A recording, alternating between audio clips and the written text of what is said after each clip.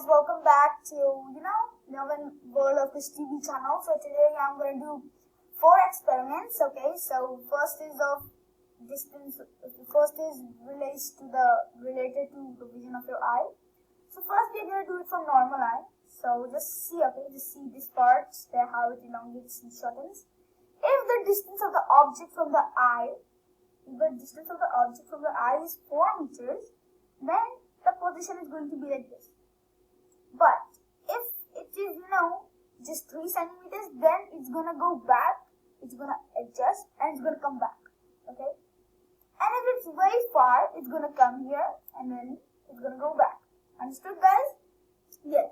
If you have any question, you can just see this video again. See, it's like this. I'm gonna do that a few times so that you guys can understand it. Understood? Okay, let's move on. Now we're gonna go to excessive curvature of eye lens. By placing concave lens, the light rays diverge and enter the eye, forming a sharp image on the retina. See, it's a very sharp image on the retina. So it's just gonna be the same, but the image is gonna be more nicer. And now we can go to the elongation of eyeballs. By placing concave lens, the light rays diverge and enter the eye, forming a sharp image on the retina. The same thing as before. Okay, so I've placed the concave lens. See this? Okay, so this part is our eyeball.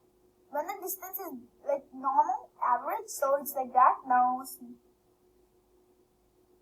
If I pull it back, it gets more in to see the entire object. But if I do it out, then it begins to see the entire object. Okay, got it? Yeah, good. Okay, super.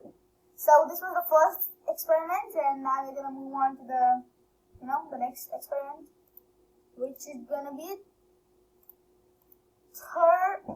thermoelectric production.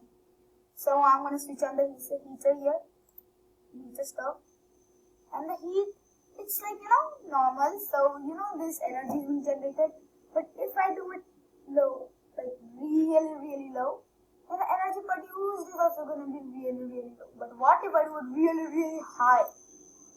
And the energy produced is also going to be like, see, it's going so much.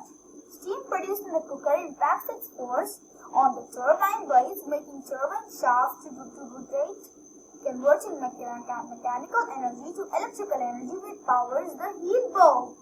Yeah, you got it, you got it, man, you got it. See the entire process. See, it's coming here, it's rotating the inside. That energy is being formed, and then that energy is going here, and it's going in the light. Okay, got it. So it's off here. Now we're gonna go here on the next experiment, which is burning of magnesium ribbon. So let me set it on. Wait, what? Yes, good. So no, I am going to burn it right. Wait, what? No. Sorry. Now I'm going to burn it. See, so I picked up the tongue, and that is it. So it's burning. Magnesium ribbon burns with a dazzling white flame. See, it's looking so nice.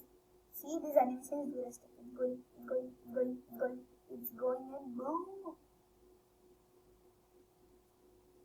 Magnesium oxide is formed. MgO is the chemical name for magnesium oxide.